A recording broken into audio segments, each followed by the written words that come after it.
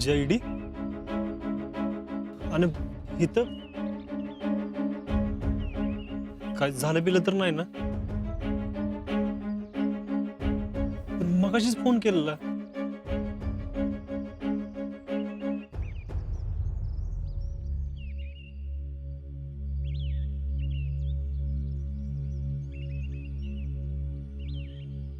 जयडे तू आणि इथं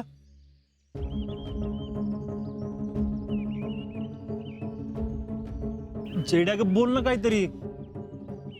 सगळं ठीक आहे ना? मगाशी जिजन मामाशी बोलणं झालं माझं. ते पण आलेत का? मग अगं जयडे बोल ना काहीतरी. आणि तू कुणाबरोबर आली आहेस? एकटीच. जेडे काय झाले सांगशील का?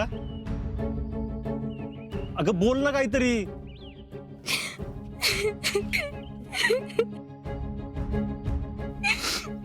जेडे काय झालंय? नक्कीच काहीतरी घडले. जेडी त्याशिवाय येणार नाही. जेडे काय झालं? हे बघ रड नको. शांत शांत रड नको शांत. जेडे जेडे सांग काय झालंय? जेडे शांत काय झालंय मला सांग. व्यवस्थित सांग. हे बघ रडणं थांबव. काय झालंय सांग मला.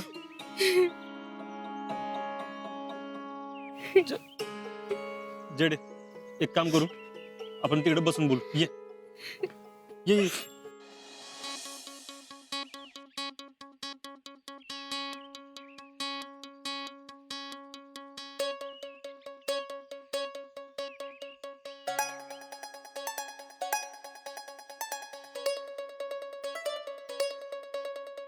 राहुल्या इकडे रे जरा.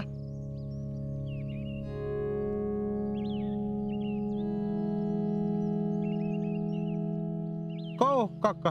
राहुल्या आमची शितली दिसली का रस्त्याने जाताना?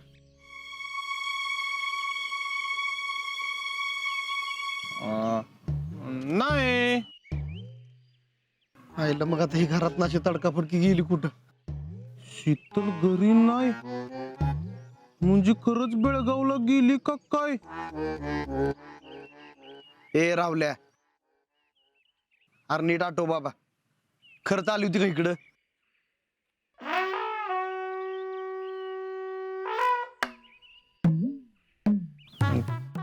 कोण? शीतल वय? हा तुमची शीतल वय?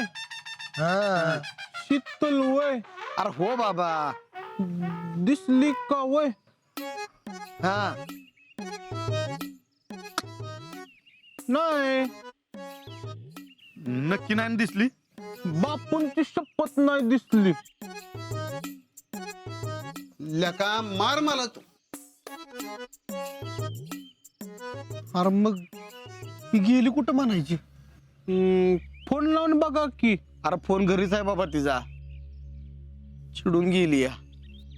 बसली असेल गावात कोणाच्या घरी.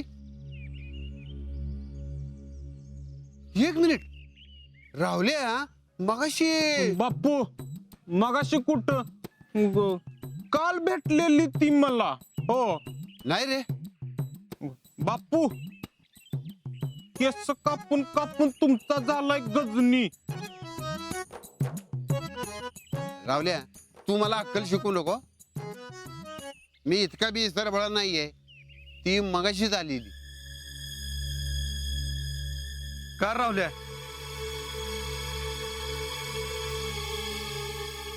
हं? हं? हा मगाशी भेटली पण कुठं गेली काय नाही सांगितलं. अजिबात नाही सांगितलं. हो ए राहुल्या अरे तुझ्याकडे काय तर बोलली असेल की? काय नाही बोलली. आणि काय बोलली असती तर मी तुम्हाला लगेच सांगितलं असतं ना. तुम्हाला माहितच आहे की मी किती प्रामाणिक आहे ती. कुठं शोधायची राहिलं, डोक्याला तापच झालाय नुसतं. पण नक्की झालंय काय? काय नाही हो, आमच्या शितलीच्या नाकाच्या शेंड्यावर राग असतो. काय सांगायचं आता. ह्यो अलीकडल्या पोरांचा प्रॉब्लेमच आहे, यांना जरा बोललेलं सहन होत नाही. तुम्ही मला बोलताय का?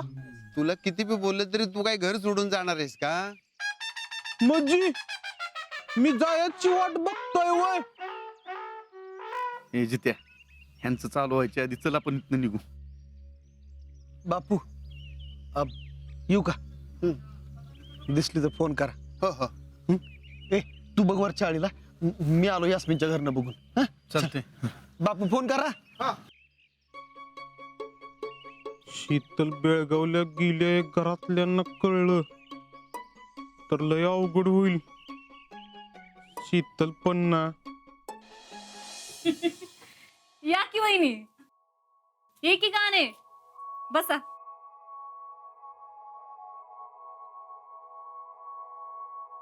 ये की ग सुमाबाई, मशीन घेतल्यापासून फिरकलीच नाहीस. अजून डोक्यात धरून बसलाय वय? अगं बघायला गेलं तर 1000 रुपयाचं मशीन, माझ्या भीत अडचण झालेली. आता तू अध्यक्ष आहेस म्हणल्यावर तिथं ठेवून काय करायची? बरं ती जाऊ दे, बचत गटाचं काम भारी चाललंय ना? भारीच चाललंय की. रेग्युलर मीटिंग घेतोय प्रत्येकाच्या घरी, आणि आता उचल बी वाढवली.